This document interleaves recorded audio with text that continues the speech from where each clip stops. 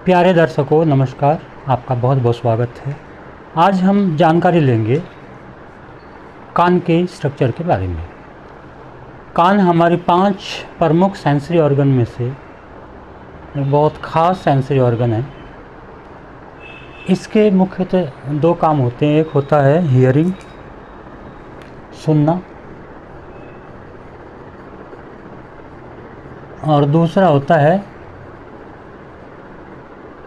Balance, हमारा शरीर का संतुलन बनाए रखना।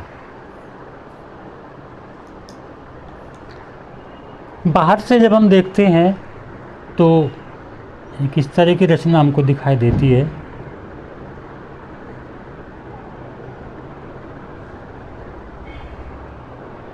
हमारा कान मुख्यतः 3 भागों में बटा होता है: एक्सटर्नल ईयर, मिडल ईयर और इंटरनल ईयर।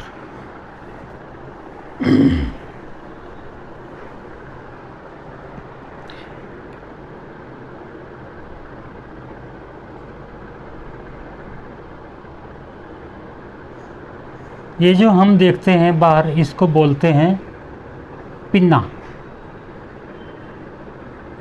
या हिंदी में बोले तो बाह्य कर्ण। और पिन्ना से जब हम अंदर की तरफ देखते हैं तो हमको एक छोटी सी नली, एक कैनाल दिखाई पड़ती है। इसको external auditory meatus, external auditory meatus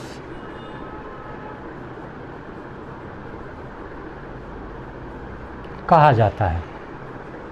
और यहाँ पर कुछ हेयर्स होते हैं, जो हेयर्स जो कान के अंदर जाने वाली डस्ट को, डर्ट को रोकते हैं।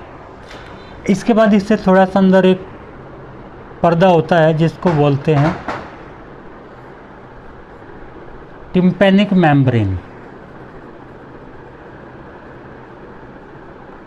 या मेम्ब्रेना टिम्पेनाई। तो इस मेम्ब्रेन से लेके और ये वाला भाग जो होता है, ये हमारा एक्सटर्नल ईयर में काउंट होता है। इसके बाद हमारा आ जाता है मिडल ईयर। मिडल ईयर में तो हमारी 3 बोनी ओसिकल्स होती हैं, बहुत छोटी छोटी बोन्स होती हैं। एक मैलियस, एक इनकस और स्टेपीज। स्टेपीज हमारे शरीर की सबसे छोटी हड्डी होती है। और फिर यहाँ एक छोटी सी नली और होती है जिसको बोलते हैं यूस्टेचियन ट्यूब।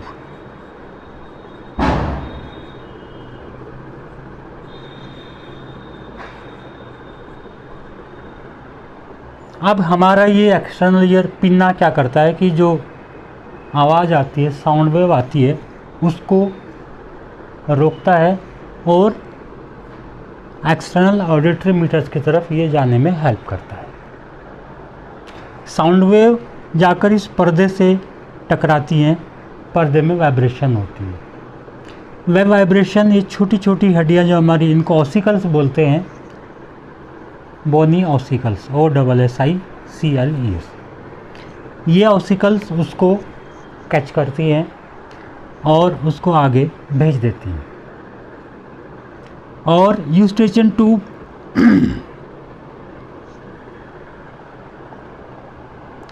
हमारे कान के अंदर जाती है, यानी ये कान और मिडल ईयर को कनेक्ट करने वाली छोटी सी ट्यूब होती है।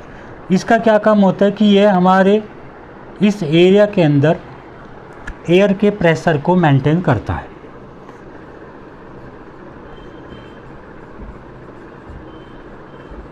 एयर प्रेशर को मेंटेन करता है।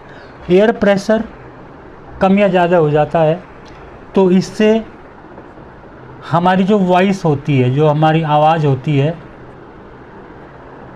वो भी डिस्टर्ब हो जाती है और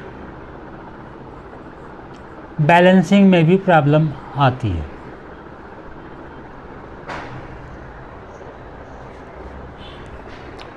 इसके बाद शुरू हो जाता है इंटरनल ईयर।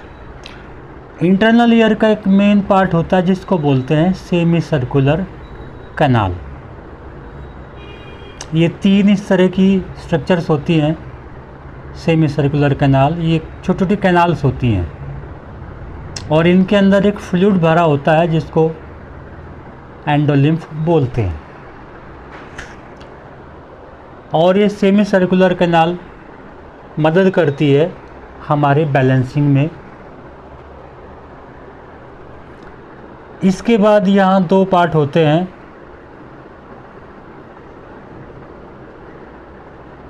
इन दोनों पार्ट को कंजॉइंटली बोलते हैं वेस्टिब्यूल। और 2 इसके पार्ट होते हैं वेस्टिब्यूल के। एक होता है यूट्रिकल और दूसरा होता है सैक्यूल। ये भी हमारे बैलेंस में हेल्प।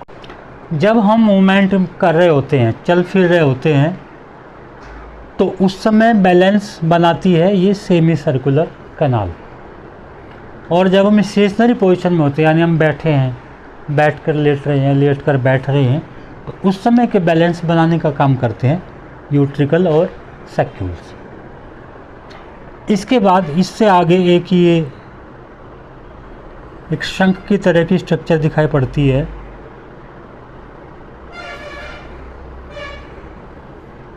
मतलब यहाँ से ये आगे जाके शंख की स्ट्रक्चर में कन्वर्ट हो जाती है। इसको बोलते हैं कोचलिया, COCHLEA।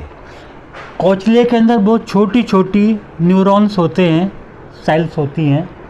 वो सेल्स हमारी साउंड के प्रति सेंसिटिव होती हैं। अब जो साउंड हमारी इन बोन्स ने कैच की थी और उसको एम्पलीफाई कर दिया, उसकी तीव्रता को बढ़ा देते हैं और वो फिर यहाँ होते हुए इस कोचलिया में आती है। कोचलिया के अंदर इसकी प्रोसेसिंग होती है। यहाँ से फिर एक नर्व स्टार्ट होती है जिसको कोचलिया नर्व बोलते हैं। यह कोचलिया नर्व जाती है ब्रेन को और साउंड वेव हमारी यहाँ आने के बाद इलेक्ट्रिकल वेव में कन्वर्ट हो चुकी होती है। यह इलेक्ट्रिकल वेव ब्रेन को जाती है और ब्रेन उसको इंटरप्रेट करता है कि क्या आवाज़ आई थी, क्या साउंड आई थी। बैलेंसिंग के लिए एक नर्व निकलती है यहाँ से जिसको वेस्टिबुलर नर्व कहा जाता है।